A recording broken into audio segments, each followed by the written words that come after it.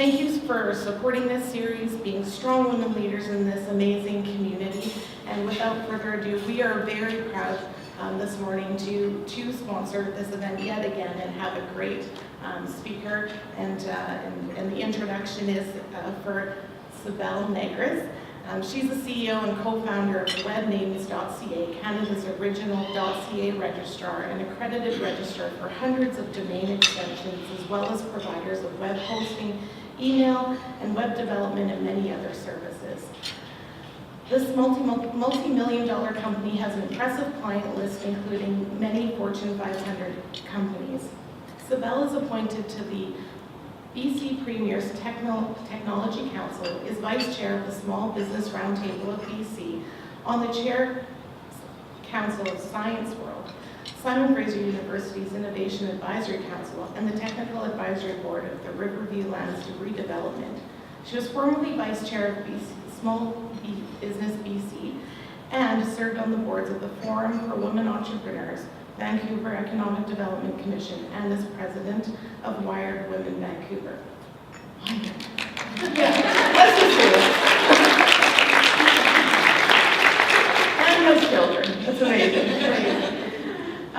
She is a 4-time winner and Hall of Fame inductee of Canada's Top 100 Most Powerful Women, was named BC Business Top 50 Most Influential Women, honored with Business in Vancouver's Influential Woman in Business Award, as well as Top 40, Under 40 winner, and 9-time winner of Profit W100. She is a columnist of Business in Vancouver, the National Profit Guide, and speaker at over 24 events each year, including TEDx. So without further ado, we welcome Cybele.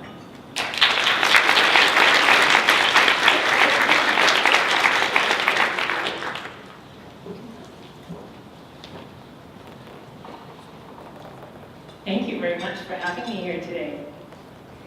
And thank you for the introduction. Just want to recognize the Women's Enterprise and the Kelowna Chamber, as well as Chroma Chi, for all that you do for women's leadership, because it is so important. We all need that support, so thank you so much. Today, I'm here to speak about the imposter syndrome, overcoming fear, and stuff people don't talk about. And I realize it's a really long title, isn't it? So I'm not going to keep it too long, but we have about half an hour. So, just going to transition this slide. There we go. So you heard about the Top 100 Most Powerful Women in Canada Awards. That's the picture. This was quite a few years ago. These are huge celebrations. And there I am, from the left on the front row. 1,400 people in Toronto. So picture this. It ends in a night of a huge gala. There are 100 of us. We're dressed in our most beautiful gowns. These 100 women, super powerful, high achieving, probably type A, all trying to line up and tell each other, this is where you stand. Then, they've got the media there. They've got champagne flowing. And then we're supposed to walk into this room with 1,400 people sitting there with this giant stage that I've never seen before outside of a rock concert. They start the music, it's blaring, and I'm walking in like this. You file in, and everybody stands up. They're clapping and they're staring at you, and I have to walk up to the stage, so I'm a little bit shaky, not used to walking in heels. So I walk up there, and Lisa Lisson, she's the president of FedEx Canada. She's hilarious. She grabs my hand, we're in the front row, and she says, Cybele, dance with me. And I'm standing there, front row on the stage, dancing with her in front of 1,400 people. So that night, Margaret Atwood is speaking. She's the keynote. She's a fellow winner. I'm sitting beside Christine McGee, Sleep Country Canada. So what do? I'm sitting there in all these women, and I'm looking around, and instead of feeling pride and that it's a celebration, I look around and I go, wow, what am I doing here? I don't deserve being here. And I feel small. So, I go on to win this award 4 times. They induct me into the Hall of Fame. And when you're a Hall of Fame winner, you have to walk up on stage by yourself. They have a video of you playing, and on my way up those steps, all I could think about was, what's everybody thinking? They don't know who I am. I don't deserve to be here. And that's after 4 times. That's the imposter syndrome. I have it. So we all have insecurities, and I know you've all felt it at some point in your lives. And it makes sense when you're young, when you're inexperienced, and as you're growing, that you might feel this. But for some of us, we never grow out of that, no matter how successful we become. So that feeling of being a fraud, a con, a charlatan, that I don't deserve all this recognition, that I don't deserve to be here, that somebody's going to find out at some point that I don't belong, that never goes away. Sometimes I think maybe it has to do with bigger challenges. So every time there's a bigger challenge, I go, okay, I don't belong at this. And that pushes me ahead sometimes. But sometimes it's limiting, and it's a problem. So, you heard that I write for business in Vancouver, and I usually write about technology stuff. So what I decided to do back in January, instead of writing about technology stuff, I decided to write an article about the imposter syndrome. So, this article, Imposter Syndrome, is a genuine threat to women's workplace. And if you want to read the article, that's the link to it, and you can go to impostersyndrome.ca. I admitted to the world my dirty little secret, that I'm an imposter. But not only that, I'm the ultimate imposter because I'm the CEO and co-founder of a technology company, and I have 0 technology background. And I told the entire world. What was a surprise to me was women from around the world, CEOs, PhDs, they started reaching out to me, and the article blew up. I had more people connecting with me about this than any other article I've ever written. And I realized there's something here. So many people feel this. Now, it's not just women, men feel it as well, but it's very prone to women. So why is that? So this afternoon, I'll be flying back to Vancouver, and I'll be speaking for the Women's Enterprise Center. Laurel invited me to speak with the world-renowned expert on the imposter syndrome. So it's kind of funny, it's ironic that I feel like an imposter speaking at a topic about the imposter syndrome because I get to speak with the world-renowned expert on this. Her name is Dr. Valerie Young, and I'll tell you a little bit more about her later. But I wanted to share my story and my journey with you in hopes that it might help some of you. So, I've always been a perfectionist. I'm an overachieving stress case. So believe me, I'm not going to flip the bird at you, but my writing callus, I've had this since I was 3 years old, growing up in Hong Kong and doing way too much homework. And my mom used to force me to watch TV. I moved to Canada, I'm 8, and I go to ESL, and then I sailed through school. I got straight A's, except I got a B once in PE, and I was devastated. I didn't care about all the other A's that I got. I was devastated by that one B, and to this day I still remember it. So the stress of trying to keep up at the top is so stressful, but I've realized now that I've learned more about the imposter syndrome, it's actually really common. Now, fast forward to UBC. I was in commerce. And I had to do public speaking. In commerce, you have to do presentations in front of 300 people in your class. I was terrified. There was no way I was going to do any public speaking in front of 300 people. So what do? I drop out of commerce. Instead of just pushing through it, I dropped out of commerce and ended up with a psychology degree instead. So I realize now that this dropping of commerce and avoiding the avoidance thing, it's actually, again, very common with people who have the imposter syndrome, avoidance.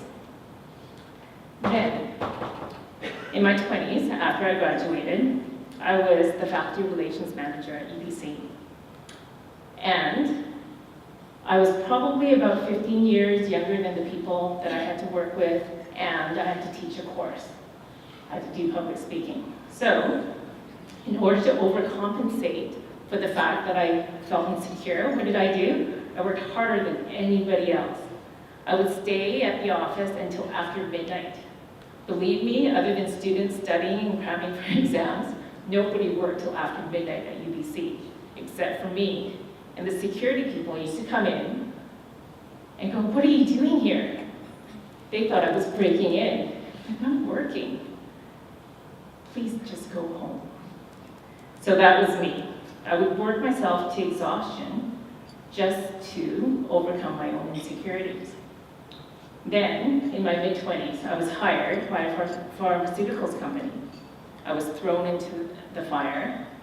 There were 3 of us. We grew the company to 40 people. Went through an IPO. I took an exit 3 years later. But I was responsible for all the hiring and firing, the SEC submissions, shareholder relations. I worked on strategy with the advisory board and our board.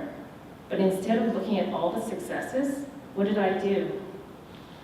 I looked at all that success that I had achieved, but then I would tell people, "Oh, I probably got the job because the chairman of the company knew my dad." So in order to compensate for that, again, I worked harder than anybody else, came in at 5 in the morning, left late at night, worked through weekends.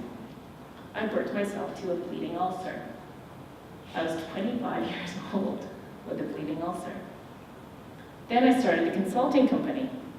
I worked with an older, more experienced consultant, and we had lots of contracts. And what did? I attributed all of our success to him. Then I started a construction company. Notice the theme, I keep picking male-dominated industries here. So I started a construction company. We were building luxury homes in Point Grey, Vancouver, and downtown Vancouver. We did lots of restaurants, we did big condo developments. And this is particularly hard because there are very few women in construction. And as you can see, I don't really fit the mold. And the workers would call me all sorts of names. I've been called a tart and a lot more derogatory terms. So this feeling of not belonging and being an imposter, that was way worse in construction. Then,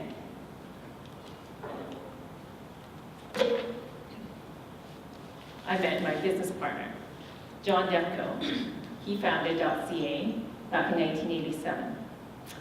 He basically a wonderful human being. He started .ca to provide a Canadian online identity for all of us.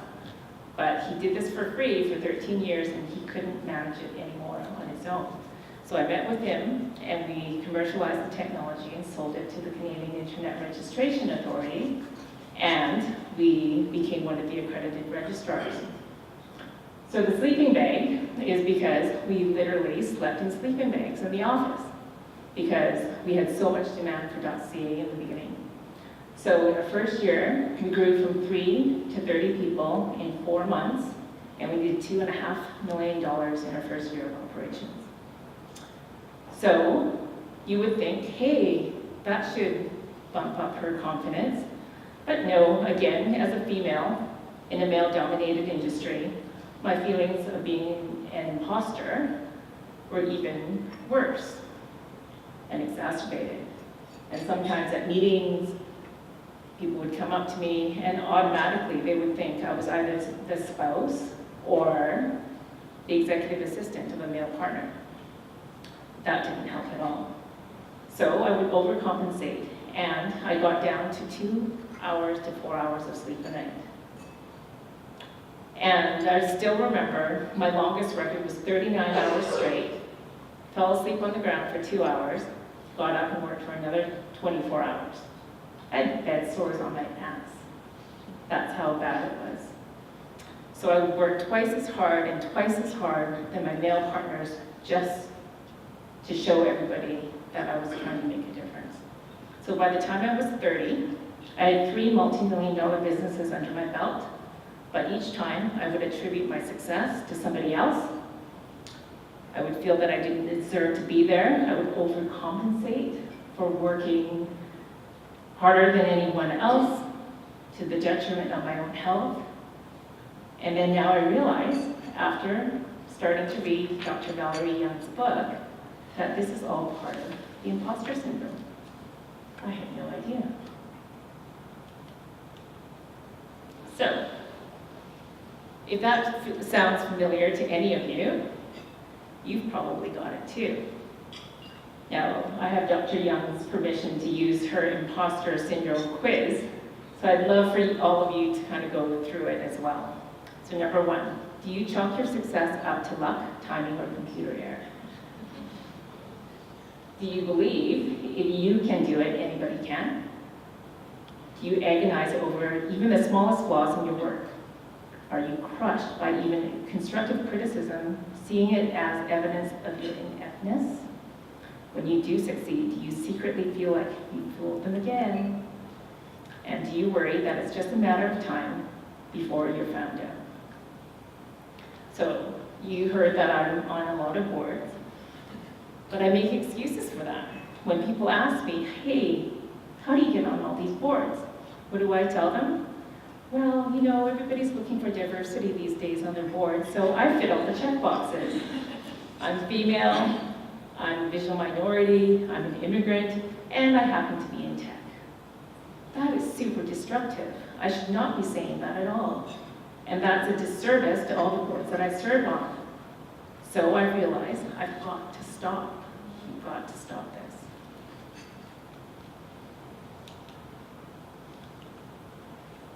How do we overcome it? So all this needless anxiety, procrastinating, feeling stressed about not belonging, and then sometimes limiting ourselves to those opportunities and not finishing things that we should be doing, we've got to get over that. So number 1, we have to admit that there's a problem. Understand that this problem exists. Now there's some men in this room. Men can also be afflicted by this, but it's much more prone to women. So understand that. You're not alone. Number 2, I've accepted not fitting in. I tell women all the time now that it's an advantage being the only female in the room. Don't look at it as a challenge or a disadvantage. Guess who wants to talk to you? The media wants to talk to you. Judy, he told me, you are good content. I accept it. I embrace it. Own it. And I started writing about it. I started talking about it. I talked to lots of other women who feel exactly the same way, and I realized all these women who I think are super smart and successful, and I'm in awe of them, they're thinking the same thing. We all are human and have the same self-doubts and self-consciousness. We are all human. And I would really highly recommend reading Dr. Valerie Young's book, The Secret Thoughts of Successful Women: Why Capable People Suffer from the Imposter Syndrome and How to Thrive in Spite of It. So I got this book on Audible, so I was listening to it recently in the car, and it felt like it was my biography. I was squirming in my seat. I mean, how could she just be writing about me? And I realized if I felt that way, there are probably so many other women who feel exactly the same way. Now, one thing that she talks about, and I love this quote, she says, fake it till you make it. Fake it till you make it. And so many guys do it. I've been in the construction and the tech industry, where I've worked with mostly guys. They fake it till they make it. So why shouldn't we? Let's do that. So that's the imposter syndrome. Now, a related topic to the imposter syndrome is fear. So the imposter syndrome, you fear being found out as a fraud and all of that. Well, another common fear is the fear of public speaking. I happen to have had both of those. So, as you heard, I dropped out of commerce just to avoid it. And you may have your own fear, but whatever your fear is, I would say face it head on. So what I did with the fear of public speaking, 10 years ago, maybe a little bit longer, if somebody told me I'd be standing in front of all of you speaking and not literally falling over and feeling sick about it, I tell you there's not a chance. There's no way that can happen. But I took Dale Carnegie to try to get over that fear. There are lots of programs like that. You just have to go and do it. And they would tell me, the more you do it, the more comfortable you get. I said, no, that's not me. It might work for other people. There's no way that would work for me. But it does. You get a little bit more comfortable. And I have to say, even today, I was telling Judy earlier that I wasn't feeling that comfortable about coming and speaking about this topic today. Because I can talk about technology, I can talk about domain names, I can talk about social media, but now I'm talking about me. And that's nerve-wracking to talk about yourself and being vulnerable. So just go and do it, because I'm not falling over yet. So now I do over 24 speaking engagements a year, and it gets a little bit easier every time. But I was that person who used to go to a speaking engagement, and on my drive, I would think I would rather get into a car accident and be in the hospital than go and do this. That's how bad I was. So, the other thing that helped me, George, my significant other, taught me this. He said fear, it stands for false expectations appearing real. F-E-A-R. So I would sit there and I would think about my worst case scenario. What's the worst thing that could possibly happen to me? And will I survive? So if I come up here and I make a complete fool of myself and you all laugh at me, would that be the worst thing? Will I survive tomorrow? Well, probably. I'd feel bad, but I'd still survive. But what would actually happen if your worst case scenario happened to you? Well, it actually did happen to me, and I did it in the most epic way. Some of you might have heard the story before, but I did this at TEDx. So I go to do my TEDx talk, but this is the backstory to my TEDx talk. On the Monday, my kids come home with lice. So for those of you who have had kids with lice, you know what this is like. So I spent many hours picking lice out of my kids' head. But my daughter, you see this hair? She's got long hair like I do, except hers is twice as thick, and it's curly. So I cannot tell you how many hours I spent picking lice and did 20 loads of laundry. That was Monday. My talk was on Saturday, and Friday was the dress rehearsal. Not only that, I was going through a terrible divorce, and I had a 60-page affidavit that I had to complete by the Wednesday. Not only that, I was stupid enough to agree to do a talk on the Sunday, the day after my TEDx talk, in front of 500 moms at the Mom Inc. movement. So I had another speech to prepare for. Really? So Friday comes along, I go and do the dress rehearsal, and I totally rock it. I'm like, okay, I got this. So I spend the rest of the night doing my talk for the Sunday talk. Well, that was a bad idea. I hardly had any sleep, I didn't eat, and by the time I got up on stage, I was feeling a little bit shaky, but I thought, okay, I did this yesterday, it's no big deal. But then I start getting a little bit shakier, and within 5 minutes of my talk, I'm feeling faint.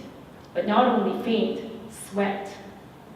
And I'm feeling nauseous. And I think, oh no, I'm actually going to pass out in front of everyone, or I can walk off the stage. So I walked off the stage 5 minutes into my TEDx talk.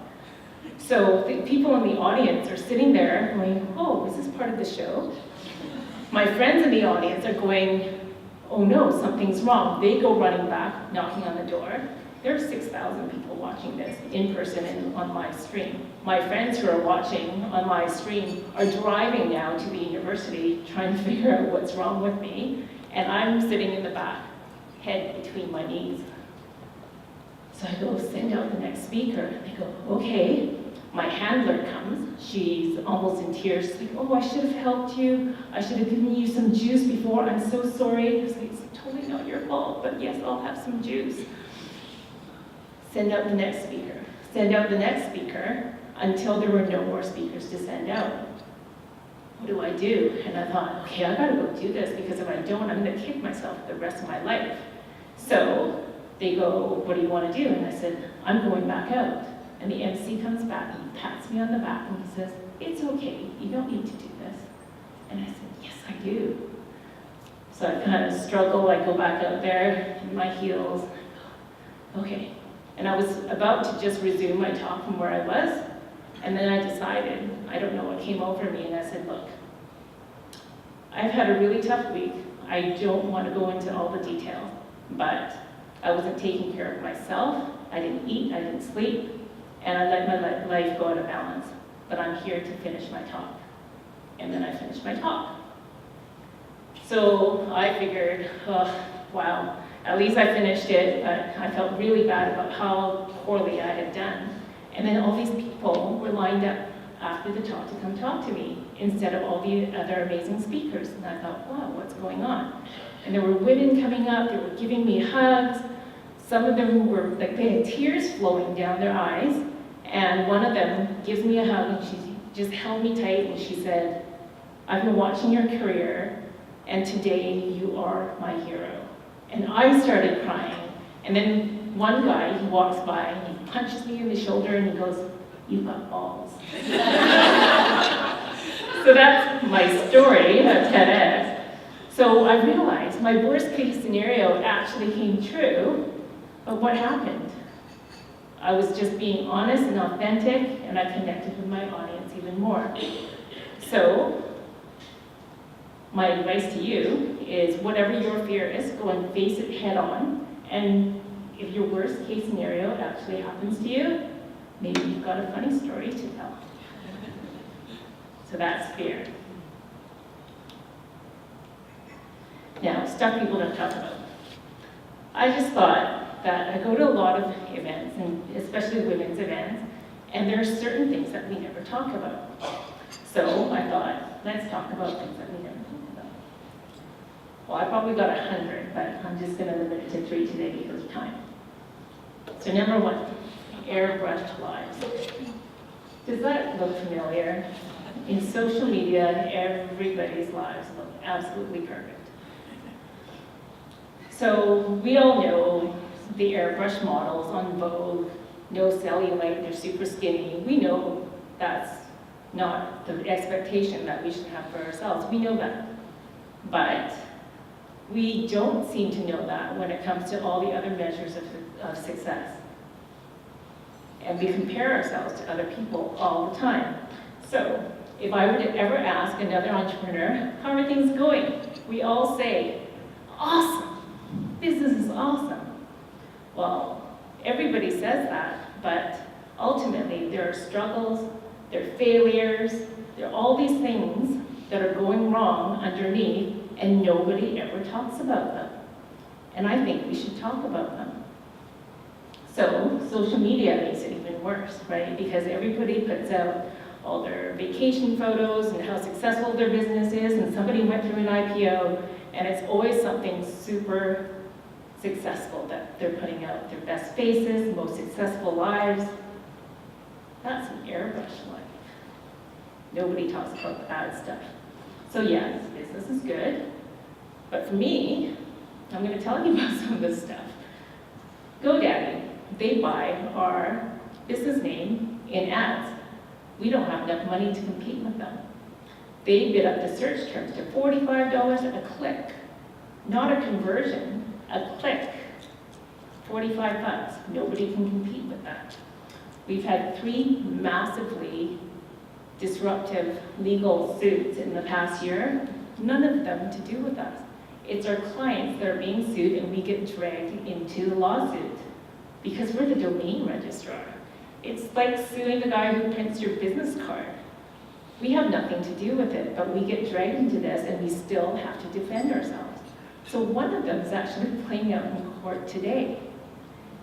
Let me tell you about this guy. He's in jail in Oregon, and he's suing us. He's gone through 5 lawyers, 3 of them, all 5 appointed by the courts. 3 of them he have quit. 2 of them he's fired. He's now self-representing. All his applications to the court are handwritten, and I kid you not, 2 of them were on the back of a napkin. He sues big companies as well as the United States of America 20 times a year. This is his hobby, and yet we have to hire a U.S. lawyer to defend ourselves. This is the shit that we have to deal with. Seriously. So, not only that, guess what he's suing us for? He's suing us for $1 trillion. Oh, wait, $1 trillion a year. So you know you've made it when you're being sued for $1 trillion a year, right? So I want you to remember that. So the next time you're surfing either Facebook or social media and you think, my life is just crappy right now and I'm not feeling good about myself and my business, at least you're not being sued for $1 trillion.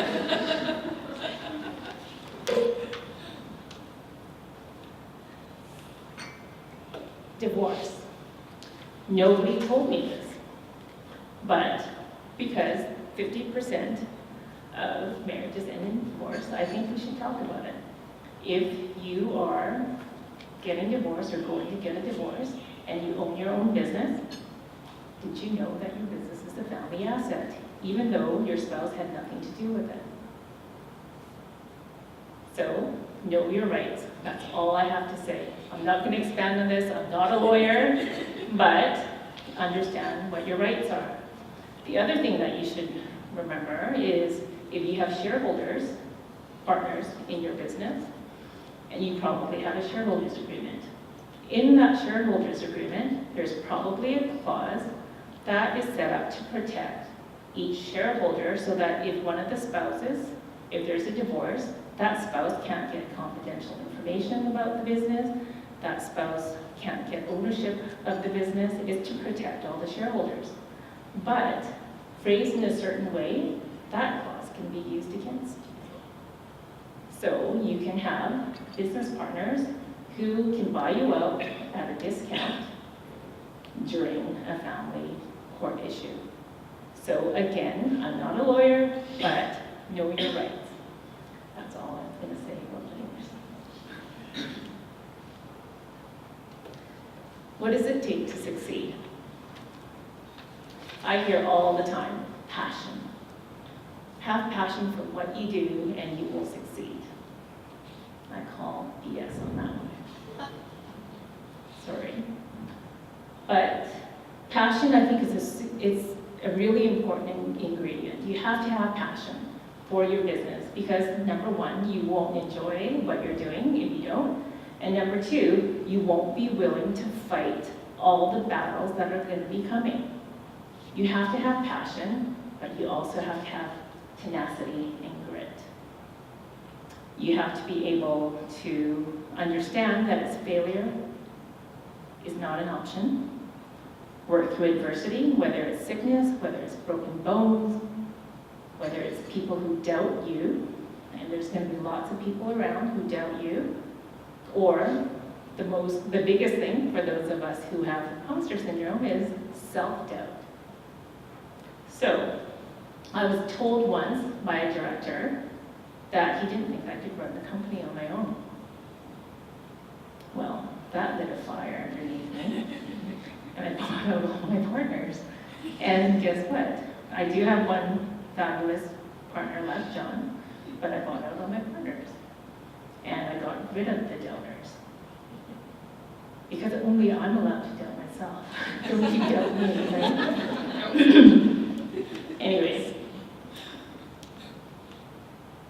Love this quote. And it's Rocky Balboa, including the bad grammar and all. It ain't about how hard you hit, it's about how hard you can get hit and keep moving forward. That's how winning is done. Just gonna review our takeaways for today. Fake it till you make it. A lot of guys do it, so let's do it too. Get over your fears. Remember, it's false expectations appearing real. Face your fears head on, and maybe one day you'll have a funny story to tell. People show their airbrushed lives. When you're having a bad day, remember, at least you're not being sued for $1 trillion. And tenacity and perseverance, they're key to success. And in the words of Rocky, it ain't about how hard you hit, it's about how hard you can get hit and keep moving